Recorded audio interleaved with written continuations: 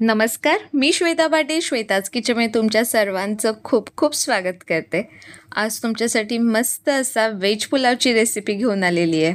हा पुलाव अगदी झटपट असा तयार होतो। यामध्ये सर्व भाज्या घालणार आहोत, त्यामुळे हा पुलाव चवीला खूप छान लागतो। बराच वेळा असं होतं की पुलाव खूप सुका आणि ड्राय होतो, तर आजचा पुलाव आपण एकदम ड्राय बनवणार नाही आहोत। चला मग सुरुवात करूयात आजच्या रेसिपीला। पुलाव करण्यासाठी सर्वात प्रथम कढईमध्ये 2 चमचे तेल घालून घ्यायचं आहे। पुलाव करण्यासाठी पातेलं थोडं मोठंच घ्यायचं, जेणेकरून भात शिजल्यानंतर त्यामध्ये जागा व्यवस्थित होते। यासाठी आपण इथे एक दालचिनीचा तुकडा घेतला आहे, 5 मिरी, 4 लवंगा, एक मसाला वेलची, अर्धा चमचा जिरं आणि 2 हिरव्या वेलच्या घातलेल्या आहेत। तेल चांगलं गरम झालं की यामध्ये सर्व खडा मसाला परतून घेणार आहोत। खडा मसाला घातल्यावरच आपण त्यामध्ये लगेचच कढीपत्ता सुद्धा घालणार आहोत। इथे आपण 7-8 पानं कढीपत्त्याची धुवून घातलेली आहेत। आता हा खडा मसाला परतून घेत असतानाच आपण यामध्ये काही काजूचे काप देखील घालून घेणार आहोत, जेणेकरून आपल्याला काजू वेगळा तळून घ्यायची आवश्यकता नाहीये। आता इथे मी 7-8 काजू घेतलेले आहेत, त्याला मी मध्यभागी कट करून घेतलेला आहे आणि आता ते काजू देखील तेलात मस्त सोनेरी होईपर्यंत परतून घेणार आहोत। इथे तुम्ही पाहू शकता काजूला छान असा सोनेरी रंग यायला सुरुवात झालेला आहे। काजूला छान असा सोनेरी रंग आला की यामध्ये आपण बारीक चिरलेला एक मोठा कांदा घालून घेणार आहोत, तोही परतून घेणार आहोत। आता ही सर्व प्रोसेस आपण मंद आचेवर करणार आहोत, जेणेकरून कांदा एकदम छान मऊ लुसलुशीत होईल आणि चांगला शिजेल। तुम्ही पाहू शकता इथे आपला कांदा पण चांगला नरम झालेला आहे। आता यामध्ये आपण 1 चमचा आलं लसूणची पेस्ट घालून घेणार आहोत।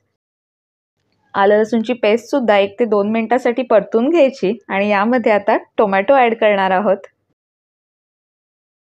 इथे आपण एक मोठा बारीक चिरून घेतलेला टोमॅटो देखील घालून घेतलेला आहे।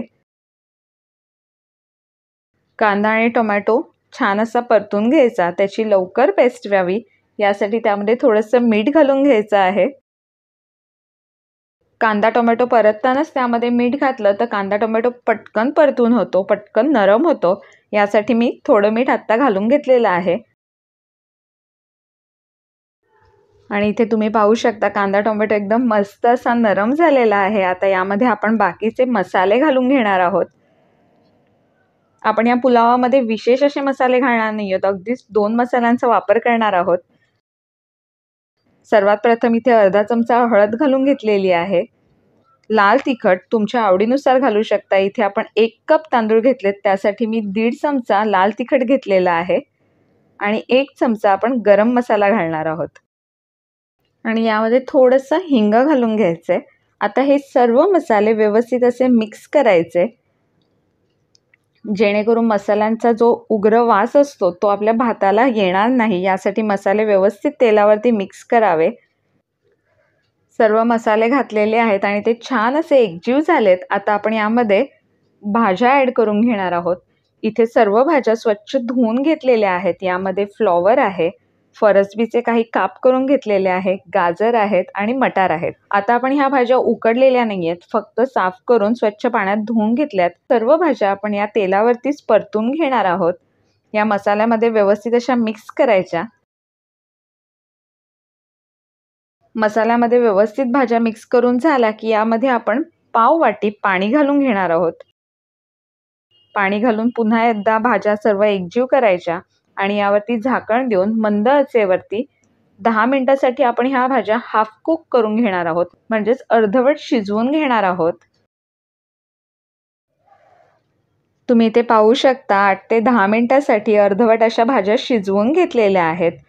पुलावाचा वास सुद्धा एकदम मस्त असा दरवळतोय आणि आता यामध्ये आपण भात घालून घेणार आहोत। इथे आपण 1 कप बासमती तांदूळ स्वच्छ धुवून पाण्यामध्ये भिजत घातला होता। 15 ते 20 मिनिटं हा तांदूळ चांगला असा भिजलेला आहे। यातलं पाणी काढून घ्यायचे आणि आता आपण ह्या भाज्यांमध्येच हा तांदूळ देखील मिक्स करून घेणार आहोत। तुम्ही इथे पाहू शकता आपण तांदळातलं पाणी काढून घेतलेलं आहे आणि आता हा तांदूळ या भाज्यांमध्ये ॲड करून घेणार आहोत। तांदूळ घातल्यानंतर 2 ते 3 मिनिटांसाठी आपण हा भात व्यवस्थित असा मिक्स करून घेणार आहोत। भात मिक्स करण्यासाठी कधी पण कालथा किंवा अशा पद्धतीच्या भात्याचा वापर करा, जेणेकरून भात मोडत नाही, तुमचा तांदूळ अख्खा राहील. तांदूळ परतत असतानाच यामध्ये थोडंसं मीठ देखील घालून घेणार आहोत. आपण कांदा टोमॅटो परतत असताना सुद्धा मीठ घातलं होतं, त्यामुळे आता मी थोडंसंच मीठ घालून घेणार आहे. मीठ घातल्यानंतर पुन्हा एकदा भात व्यवस्थित मिक्स करून घ्यायचा आहे आणि आता यामध्ये आपण गरम गरम पाणी ॲड करणार आहोत. इथे आपला 1 कप तांदूळ होता, 1 कप तांदळासाठी इथे 2.5 कप पाणी घालणार आहोत. 2 कप आणि थोडंसं एक्स्ट्राचं असं पाणी घालणार आहोत, जेणेकरून आपला भात एकदम परफेक्ट शिजतो. इथे आपण 2 कप आणि थोडंसं जास्तीचं पाणी घातलेलं आहे. यामुळे काय होतं, भात एकदम सुका होत नाही, ड्राय होत नाही. पाणी घालून झालं की व्यवस्थित असं भाताला मिक्स करून घ्यायचं आहे आणि मोठ्या आचेवरती एक चांगली उकळी काढायची आहे.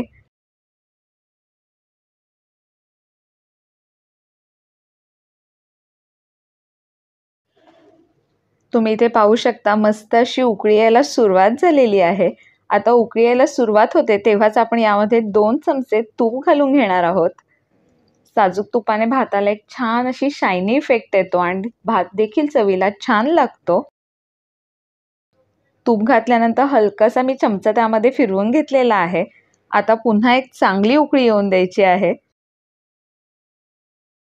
तुम्ही ते पाहू शकता भाताला मस्त अशी उकळी आलेली आहे. आता भात अलगदचा वर खाली असा मिक्स करून घ्यायचा आणि मंद आचेवरती झाकण देऊन ह्या भाताला आपण शिजवून घेणार आहोत.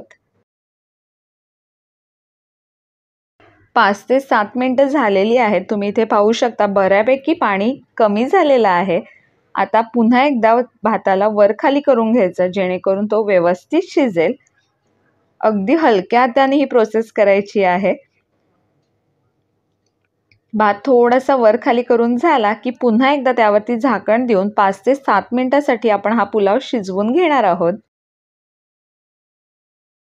आणि इथे आपली 5 ते 7 मिनिटं झालेली आहेत. मंद आचेवरती एकदम परफेक्ट असा पुलाव शिजलेला आहे. तुम्ही इथे पाहू शकता पाणीही त्यामधलं एकदम ड्राय झालेलं आहे. पुलाव आपला एकदम सुका झालेला नाही आहे आणि एकदम ओला देखील नाही आहे. मध्यम असा एकदम मस्त असा पुलाव रेडी झालेला आहे. कोथिंबीर घालून सर्व करूयात.